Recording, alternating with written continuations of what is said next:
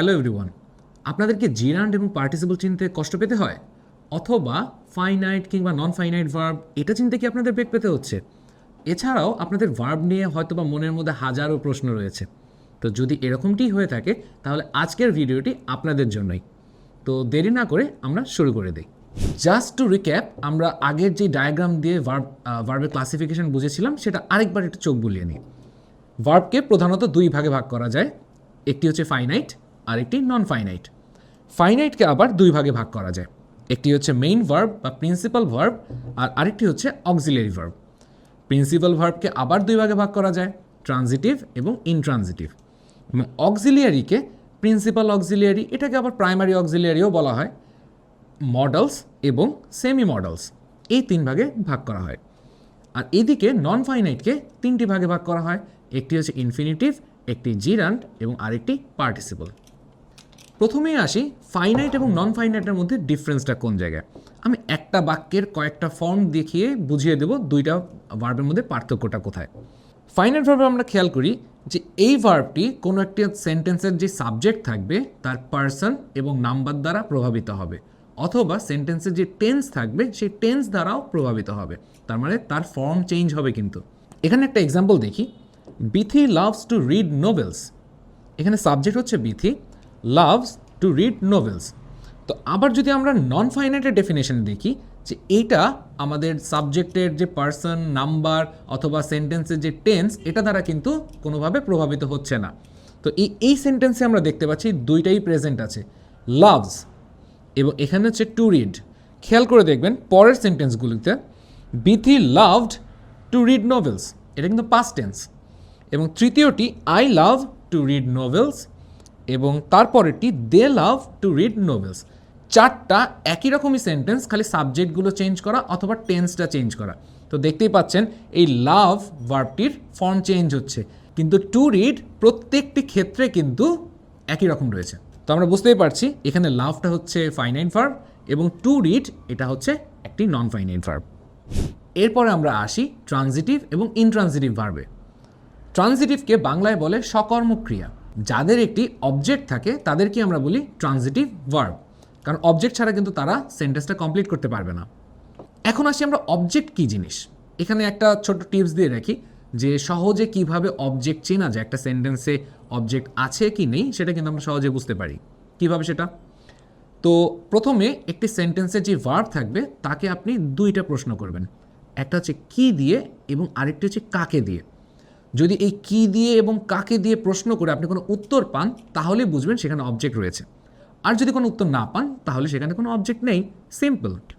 এখানে খেয়াল করে দেখবেন এই হিমকে কিন্তু আমি রেড কালার দিয়ে লিখেছি, আবার পেন যেটা সেটাকেও কিন্তু আমি রেড কালার দিয়ে লিখেছি। তার কারণটি কি? তার কারণটি হলো অবজেক্ট কিন্তু দুই ধরনের হতে পারে, একটি হচ্ছে ডিরেক্ট অবজেক্ট আর একটি হচ্ছে ইনডিরেক্ট অবজেক্ট। তো ডিরেক্ট অবজেক্ট সেটি সাধারণত ব্যক্তি হয় না, সেটা কোনো বস্তু অথবা অ্যাবস্ট্রাক্ট কিছু হয়।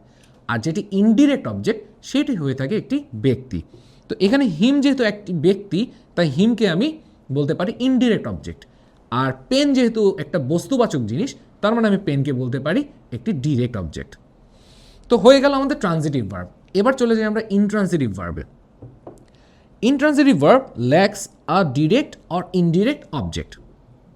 সহজেই বুঝতে পারি যে কোনো একটা অবজেক্ট থাকবেই না সেই সেন্টেন্সে, তাহলে সেটি হবে একটি ইনট্রানজিটিভ ভার্ব।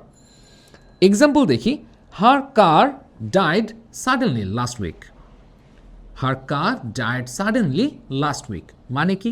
মানে হচ্ছে গত সপ্তাহে তার গাড়িটি নষ্ট হয়ে গেছিল, মরে যায়নি। কিন্তু এখানে আমরা দেখতে পাই I gave him a pen. এখানে হিম এবং পেন দুটোকেই কিন্তু আমি রেড কালার দিয়ে লিখেছি। তার কারণটি কি? তার কারণ হচ্ছে এই দুটি অবজেক্ট। তো এখন প্রশ্ন আসছে অবজেক্ট কয় ধরনের? অবজেক্ট হয় দুই ধরনের, একটি হচ্ছে ডিরেক্ট অবজেক্ট এবং আরেকটি হচ্ছে ইনডিরেক্ট অবজেক্ট। তো ডিরেক্ট অবজেক্টের ক্ষেত্রে আমরা দেখি সেটা হয় বস্তু, কোনো ব্যক্তি কিন্তু নয়, বস্তু হতে পারে অথবা অ্যাবস্ট্রাক্ট হতে পারে। আর ইনডিরেক্টের ক্ষেত্রে আমরা দেখি সেটি হবে একটি ব্যক্তি। তো এই যে হিমটা হচ্ছে ব্যক্তি আর পেনটা হচ্ছে বস্তু, তাই দুইটাই হচ্ছে আমার অবজেক্ট। তো অবজেক্ট চেনার যে উপায় শিখালাম সেভাবে আমরা একটা প্রশ্ন করে দেখি। আমি যদি এখানে কোয়েশ্চেন করি যে এটার যে রুট ওয়ার্ড গিভকে যদি প্রশ্ন করি যে কি দেয়া হয়েছে, কি, সেই কি এর উত্তর আসছে পেন, তাহলে পেন একটা অবজেক্ট। আবার আমি যদি জিজ্ঞাসা করি যে হলো কাকে দেয়া হয়েছে, কারণ আমার তো ছিল কি এবং কাকে, দুইটা জিনিস ছিল। তো কাকে দিয়ে যদি আমি কোয়েশ্চেন করি তাহলে আমি উত্তর পাই হিম, তাকে। তার মানে এই হিমটাও কিন্তু একটা অবজেক্ট। তাহলে এই দুটোই আমার অবজেক্ট, একটি ডিরেক্ট এবং একটি হচ্ছে ইনডিরেক্ট। এরপর আমরা চলে যাই ইনট্রানজিটিভ ভার্বে। ইনট্রানজিটিভ ভার্বের কোনো অবজেক্ট দরকার হয় না সেন্টেন্সটা কমপ্লিট করার জন্য। সেটিই লিখেছি lakhs a direct or indirect object, তার দরকারই পড়ে না। তো আমরা যদি এক্সাম্পল দেখি, হার কার ডায়েট সাডেনলি লাস্ট উইক, এখানে একটা ট্রিক আছে। আপনি যদি কোয়েশ্চেন করেন এই ডাই ওয়ার্ডটাকে যে কি মারা গিয়েছিল বা কি নষ্ট হয়েছিল, তাহলে কিন্তু উত্তর আসে হার কার। তো তার সেক্ষেত্রে কি এই কারটা কি অবজেক্ট হবে? না, সেক্ষেত্রে এই কারটা অবজেক্ট না, কারণ যে কোনো পার্সোনাল স্পিচ আইডেন্টিফাই করার আগে ফার্স্ট কাজ হচ্ছে আপনার সাবজেক্ট আইডেন্টিফাই করা। তো আপনি যখন বুঝে যাবেন এখানে এটি একটা সাবজেক্ট, তো সেক্ষেত্রে তো আপনি আর বলতে পারবেন না যে ওই কি এর উত্তর দেওয়ার জন্য এটি একটি অবজেক্ট, সেটা বলা যাবে না। এখানে কোনো অবজেক্ট প্রেজেন্ট নেই। এবারে একটি ইম্পর্টেন্ট জিনিস, আমি সবসময় আমার স্টুডেন্টদের একটা কথা বলে থাকি যে কোনো পার্সোনাল স্পিচ কখনোই অ্যাবসলিউট কিছু না, সেটা ডিপেন্ড করে সেন্টেন্সের তার ব্যবহারটার উপরে। সেটা যেভাবে ব্যবহার হবে তার পার্সোনাল স্পিচ সেভাবেই নির্ধারিত হবে।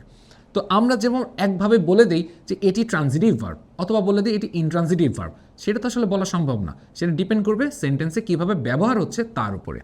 এখানে আমি কয়েকটি এক্সাম্পল দিয়েছি। ট্রানজিটিভ ভার্বস ইউজড ইনট্রানজিটিভলি, মানে কোনো অবজেক্ট সে নিবে না। কিভাবে? She reads slowly. নর্মালি আমরা সেন্টেন্সে কী বলি যে শি রিডস দ্য বুক বা শি রিডস নোভেলস, তখন কিন্তু এটা ট্রানজিটিভ ভার্ব হয়ে যায়। কিন্তু এই ক্ষেত্রে খেয়াল করে দেখেন কোনো অবজেক্ট প্রেজেন্ট নাই, তাহলে কি এই সেন্টেন্স হবে না? হবে। কিন্তু এই সেন্টেন্সে যেহেতু অবজেক্ট নেই সেহেতু এই ভার্বটি তখন হয়ে যাবে ইনট্রানজিটিভ ভার্ব। পরের এক্সাম্পল দেখি, the ring was sold for $1,000। $1,000, এই যে সাইনটা দেখতে পাচ্ছেন এটা ডলারের সাইন।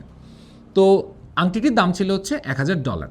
তো এখানে আমরা দেখতে পাচ্ছি কোনো অবজেক্ট কিন্তু নেই, তার মানে এই সেলটা যেখানে আমরা সাধারণত ইউজ করি ট্রানজিটিভ ওয়েতে, এখানে ইনট্রানজিটিভলি ইউজ হচ্ছে। তারপরে সেন্টেন্সটি দেখি যে the students will play outside today. Play normally আমরা ইউজ করি ট্রানজিটিভ হিসেবে, কিন্তু এখানে আমরা দেখতে পাচ্ছি তার একটা intransitive use.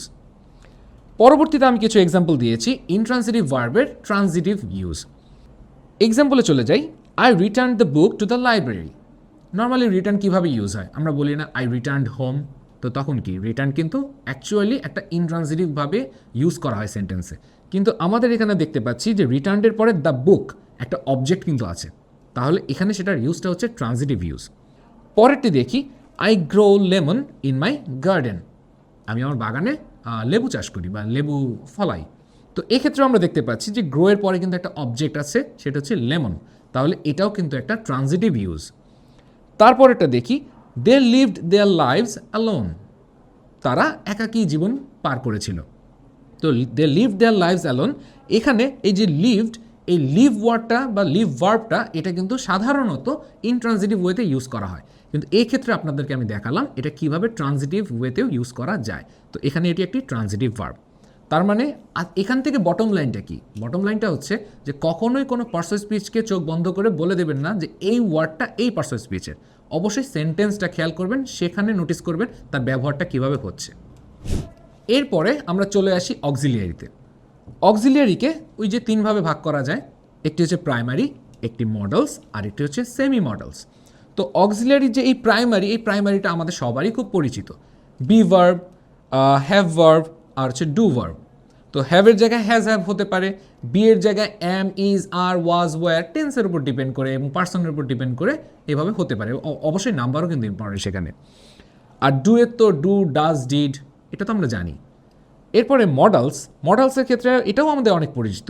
Can, could, will, would, shall, should, must, may, might, এগুলো হচ্ছে আমাদের মডেলস। এবং অবশ্যই মাথায় রাখবেন যে মডেলসের পরে কিন্তু ইনফিনিটিভ ব্যবহার হয় না, তার মানে টু ব্যবহৃত হয় না। মডেলসের পরে আপনি টু প্লাস ভার্ব ইউজ করবেন, সেটা কিন্তু আপনি করতে পারবেন না। যেমন আই ক্যান ডু দিস, এখানে কিন্তু আপনি বলতে পারবেন না I can to do this, to কিন্তু এখানে ব্যবহার করা সম্ভব না। এখানেই হচ্ছে আসল ট্রিকটা যে সেমি মডেল বলে কী জিনিস, এটা অনেক বইয়েই কিন্তু থাকে না। সেমি মডেলস হচ্ছে কিছু কিছু মডেলস থাকে যারা কখনো কখনো মেইন ভার্ব হিসেবে ব্যবহৃত হতে পারে এবং কখনো কখনো তারা মডেল হিসেবে ব্যবহৃত হতে পারে।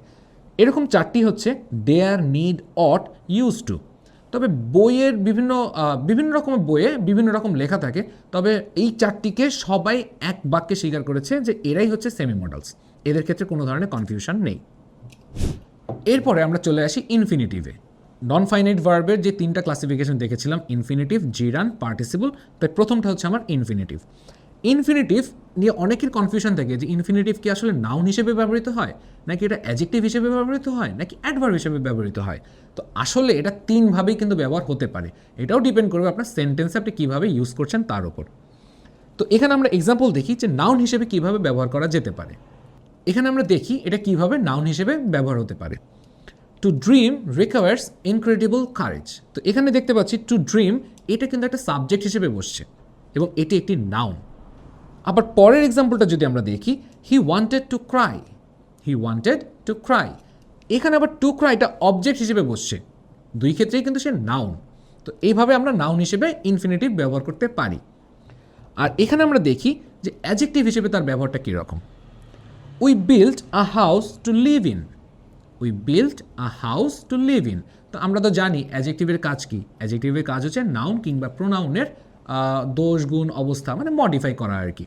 তো এক্ষেত্রে আমাদের হাউসকে কিন্তু মডিফাই করছে টু লিভ ইন, তাহলে এই টু লিভ এখানে একটি অ্যাডজেক্টিভ, তবে ইনফিনিটিভ সে কিন্তু অ্যাডজেক্টিভ হিসেবে সে বসছে। এরপর আমরা দেখি as adverb, we must study to learn. আমাদের পড়ালেখা করার মানে মেইন পারপাসটা কি, শেখা না? তাহলে we must study to learn. তো এখানে পারপাস বোঝাচ্ছে, তো স্টাডিকে মডিফাই করছে হচ্ছে টু লার্ন, যে আমরা কেন পড়ালেখা করব তার কারণ হচ্ছে টু লার্ন। তাহলে এই টু লার্নটা হচ্ছে একটি অ্যাডভার্ব, যদিও এটি একটি ইনফিনিটিভ কিন্তু তার ফাংশনটা হচ্ছে অ্যাডভার্বের মতো। এবার চলে আসলাম আপনাদের বহুল প্রতীক্ষিত জিরান্ড ভার্সেস পার্টিসিপল।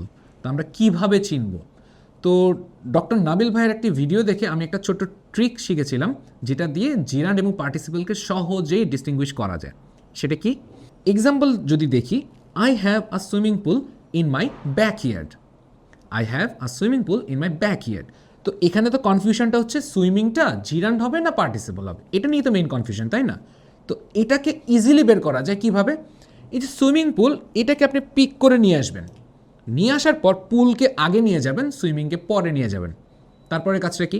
পুলের জন্য যেই অ্যাকর্ডিংলি একটা অক্সিলিয়ারি, সেই অক্সিলিয়ারিটা আপনি নিয়ে আসবেন। যেমন পুল যেহেতু সিঙ্গুলার, থার্ড পারসন সিঙ্গুলার, তাহলে এখানে একটা ইজ চলে আসবে। তো পুল ইজ সুইমিং। তো এখন প্রশ্ন হলো, ডাজ ইট মেক সেন্স? এটা তো আসলে সেন্স মেক করতেছে না।